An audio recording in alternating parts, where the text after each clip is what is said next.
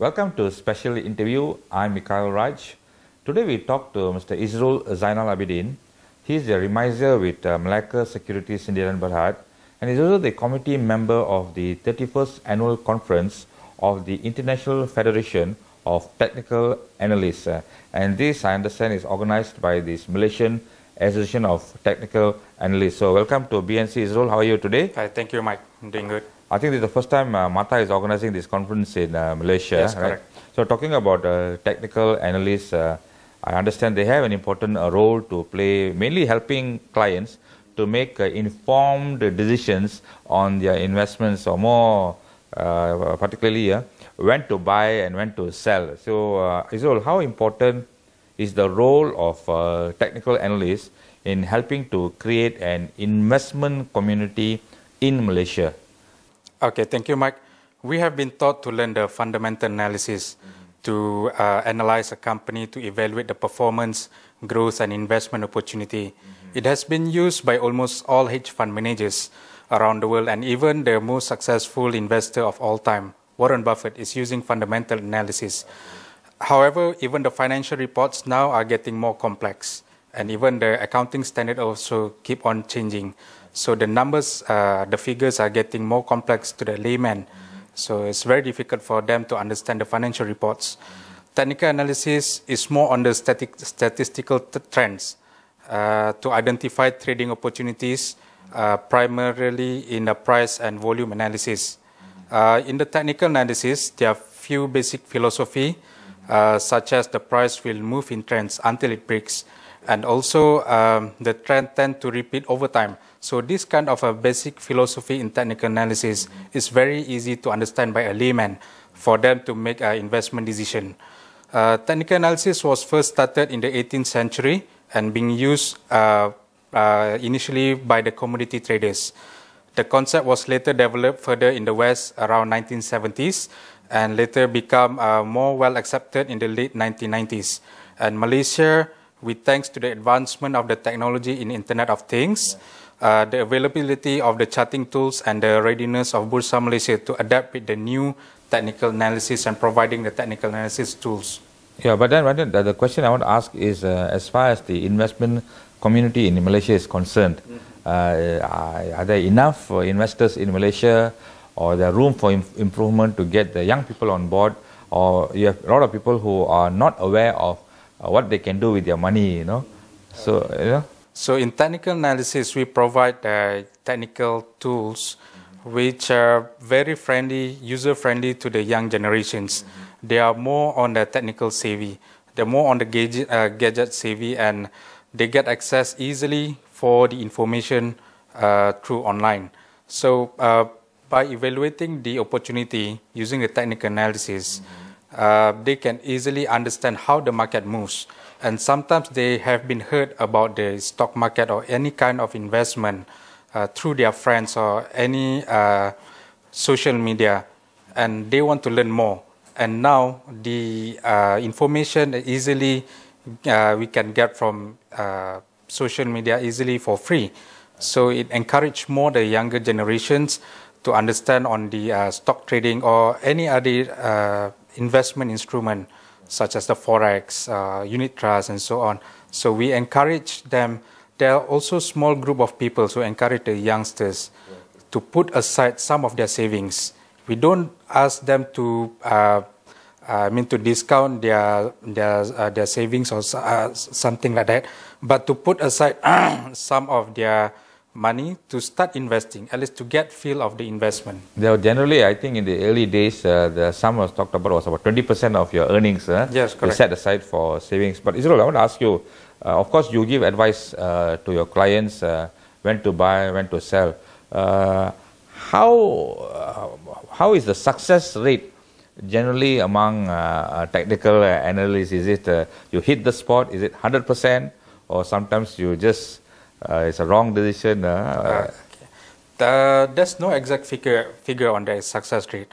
However, the technical analysis is just a tool for traders to use to identify potential stocks, and it will depend on how the information gathered being used for the traders to translate into their trading strategy. So it all depends on individual. However, I believe the success rate is quite high, around 70 to 80%, because it's also being used by hedge fund all over the world. Even in Malaysia, also we have the institutions using the technical analysis to predict the market movement. So the institution, we know that the probability for institution to lose money is very small. So even the big fund also is using the tools. So why don't we? Okay. The other thing is that because the conference is being held in Malaysia, I'm sure there will be a discussion about trends and all that. So are there new trends or developments as far as technical analysts are concerned, because, and added to this, what are some of the challenges that you all face in the industry? The new trend now is we are moving to the robo trading. So this is new in Malaysia. However, it has been used in the US market for quite a long time. But during that time, I think in the late 80s, the robo trading is already there. But the investment to set up the robo trading is quite expensive to get the server and to get the system running. But now even the fresh graduate can do the coding, the algorithm. So for robo trading in Malaysia, even though it's still new, but it was well accepted by the traders, investors, and even the analysts. So it's a modern software to facilitate trading, yes, analysis and all that. Huh? So these are the new trends and all that. Yeah. Okay, but the other thing is that in Malaysia, current market conditions in Malaysia do not seem to encourage potential investors or new investors. Nevertheless, are there opportunities in a down market? Okay. If we look for the trend for last week, the huge funds is going up from Malaysia market. Actually, it's not even a Malaysian market. It's the regional issue. Nikkei was down by 3.8%. The Hang Seng was down by 3.4% and so on. Even Malaysian market is 1.4 something.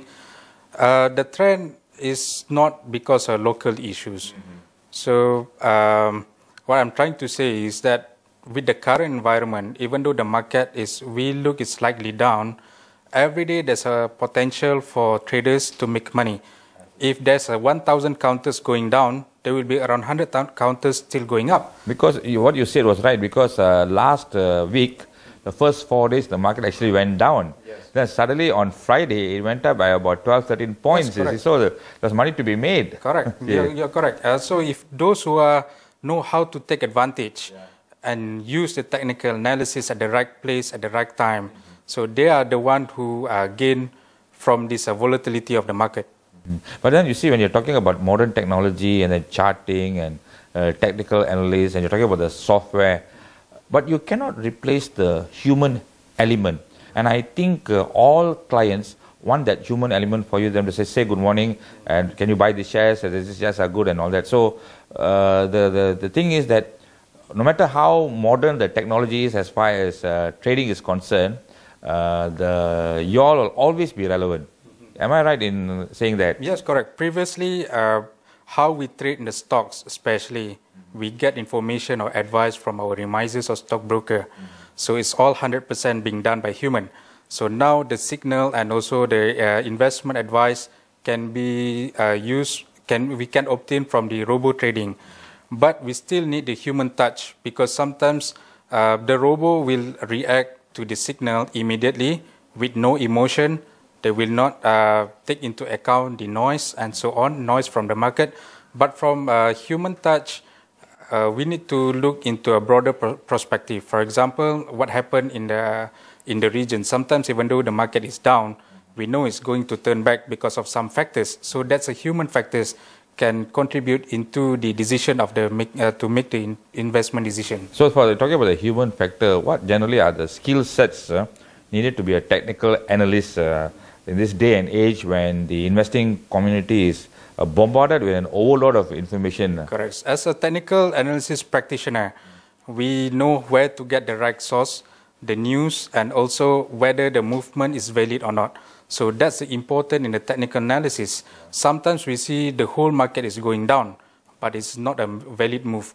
So by using this technical analysis, we can also minimize our losses. The most important aspect in investment is not really to make money. It's how you take care of your loss and how you can manage your risk. I see, because that means even if the market trend is down, it's still a good time to enter the market. There's no really the best time to enter the market. Yeah, we need to look at the timing and also the trends. So that's where we, as an analyst or a market advisor, will give advice. It's not every day that you can trade or make your investment. So when it is time for you to rest, to stay aside, you have to stay aside. Wait for the market to turn around. Because the other thing is that people nowadays are inundated with work.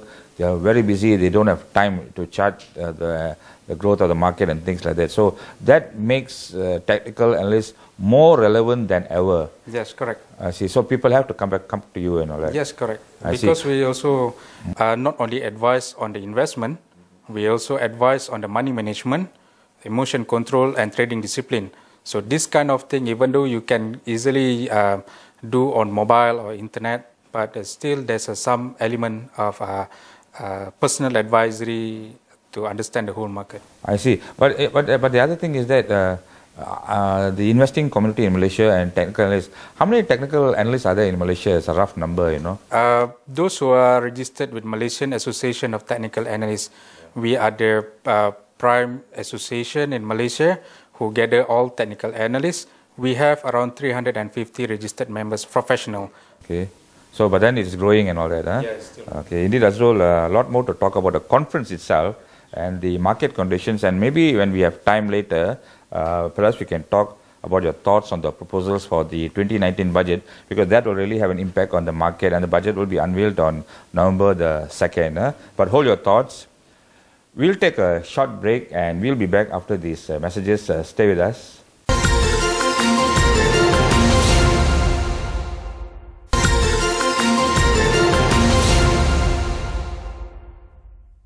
Welcome back. We are talking to IZRUL Zainal Abidin. He is the remisier with Melaka Securities on this International Federation of Technical Analysts International Conference organized by Malaysia. IZRUL, you are also a director of Wazan, which is an investment company, right? And you are speaking at the conference. Yes, so, correct. So you are the right person to ask, because I'm quite perplexed by the theme for the conference, which runs from October 26 to 28, is navigating through time and volatility. Navigating through time and volatility. So why was such a theme chosen? What does it say? Okay, because now the market is moving in very fast pace, and the market is volatile, very, very volatile at this moment. For example, last week we had a major sell down in this region, in fact in the US, and also Malaysia now on Friday, the market starts to turn up. So in just 1 week, markets move 3 to 5% easily. It's very volatile. But this is all due to external factors, right? External factors, and also there's some local factors coming in. Okay, and no thanks to Donald Trump for always tweeting at night something and the market goes down. Correct, yeah. And of course, one of the major factors that's been really impacting the market the past few months has been the US-China trade war and all that. So I understand that you are speaking. What is your topic? I will bring a new topic to the IFTA conference, which is on the Sharia investing, and also introduction to the market cycle based on lunar calendar. Previously, we have been using only on the solar calendar, like a Gregorian calendar, what we are using January to December. Yeah. I'm introducing a new market cycle based on Hijri calendar. I see. It's an Islamic calendar, right? Islamic calendar, yes. Events and all. That's something new, right? Yeah. Okay, that's never been announced before. And all that. Never. Well, that'll be interesting to come and attend to the seminar and as a conference and see what you're in store. But the other thing is that who's actually opening this conference? Okay, IFTA conference. Before that, Malaysian Association of Technical Analysts, MATA, proudly brings IFTA conference to 2018 in Kuala Lumpur. Previously, it has been organized all over the world. Last year was in Milan, previous year was in Perth and Tokyo before that. And this year we bring a prominent speakers from all around the world with different background and expert in their field. For example, we have Andre Anger, who is a 4 times world trading champion in the World Trading Championship. We have John Bollinger, Mr. John Bollinger. He is the founder of Bollinger Band, which is a technical tools used in most of our trading, such as forex, stocks, even in commodities. Yeah, I understand. Even some of them have predicted market risks, and such as a breakdown of the euro currency and the oil crisis correctly years before it happened, such as Constance Brown. I understand has authored some 9 books on technical analysis, and she'll be here also. Yes, correct. She predicted the euro crisis 4 years before it happened in 2004. And also now she already projected where the oil will go in 2019. So she's getting a lot of attention right now, because it seems like what she projected for the oil is going to the direction.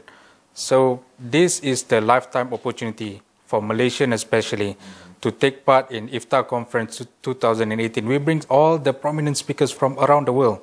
And previous year we need to travel, and the cost is not cheap, and to get seats for the conference also. But now we bring it here in our country, in Malaysia. So the event will be officiated by Yang Amat Berhormat Tun Dr. Mahathir, the Prime Minister, on 27 October.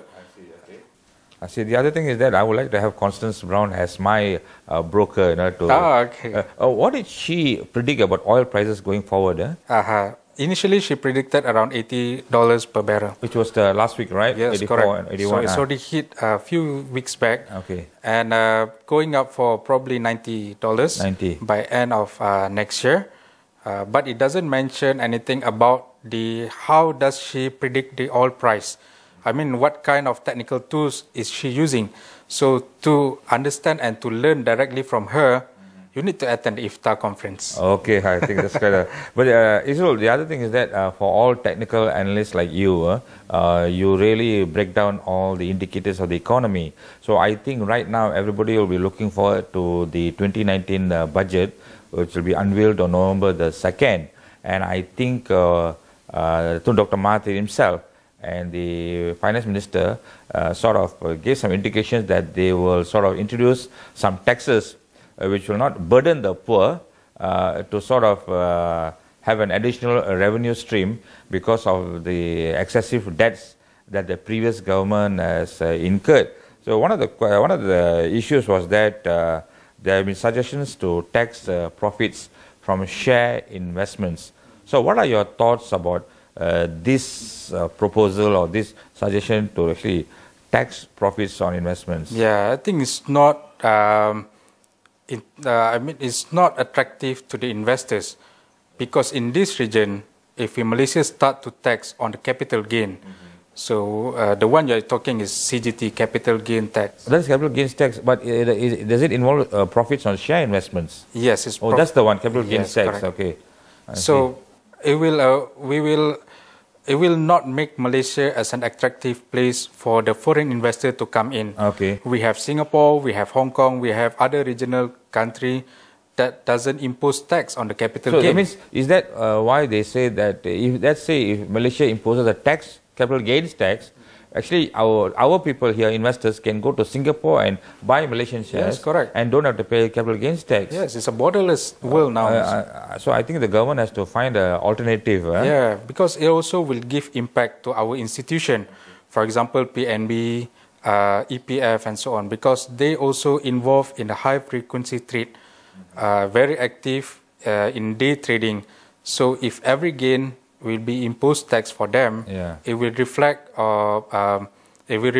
on the dividend payout to the shareholders, to the investors, which is us, the layman. So and of course the external factors that have been affecting our market of late and all that, to pour and impose a burden on them by taxing the share investment, I think it won't be welcomed by the market. Yes, but then there are other things that I think will take center stage at the conference, the other tax proposals, which also they did not indicate specifically, but some of the suggestions was for an inheritance tax and even to tax the digital business. What are your thoughts about all these other taxes to sort of beef up national revenue? Okay, we understand that the government is in the need to gain from the tax, because of the implementation of SST replacing the GST previously.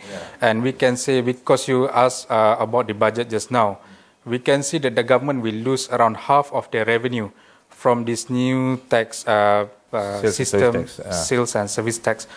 So where the government will need to get another half, they will need to come out with a new tax. So this new taxes also, whether it is beneficial or will give added value to the people. So by having this kind of inheritance tax, for example, first we will limit the spending of the people, and there's a lot of room for manipulation from there. So the purchasing power will be curtailed and all that. Yeah, so we hope the government will come out with a very solid solution to cover the half of the revenue that is missing. 2016, 2017, there's around 7% hike in our budget. And then 2017 to 2018, another around 8%. Yes. So we are expecting the spending is still the same, but the revenue now is half. So how do the government want to counter this? My proposal or my suggestion is that to look for another income stream. Just previously, I think our minister did mention something about the additional income from the GLC, and also additional income from the taxes and so on. This is not sustainable. So we need to look for other alternatives. Okay. IZRUL, how did the stock market perform in the last quarter as an incentive or an indication for potential market players to enter the market? Because there's always very cautious about entering the market. Okay. The third quarter just ended in September. So we anticipate the quarterly report to be announced in November, which is about the same time with our budget time. So if the budget is convincing and the quarter report also is profitable, I believe we are looking for a brighter future for the 2019. So one of the major indicators to push the market is foreign funds inflow. How do you see foreign funds inflow into the market? Because from what I understand, they're still cautious about the Malaysian market. They're waiting for indicators from the government, and so far all the steps that have been taken by the government in cutting down on all the major products have had a dampening effect on many stocks. Yes, we have been waiting for a solid policy from the government. We know that we need to cut out our spendings, but investors are waiting for on which industry that we want to push, if not this year, at least for next year. So investors are still keeping away, especially the foreign fund, to look for the right market or in the right industry for them to put in the money. But until now, we still yet to receive any confirmation or indication from the government on which industry or what kind of development that we are looking for. So this is we really urge the government should take a more progressive approach to make sure that we are getting back our momentum to build our economy. I understand. I mean, I'm sure they understand fully well to attract investors, in portfolio investors and foreign direct investors into Malaysia. But I think one of the issues they face is a case of limited finances, because like you said, every time there was a budget, they have an expansionary economy. But at this time, they will love to have an expansionary economy, but I think their finances are somewhat limited anyway.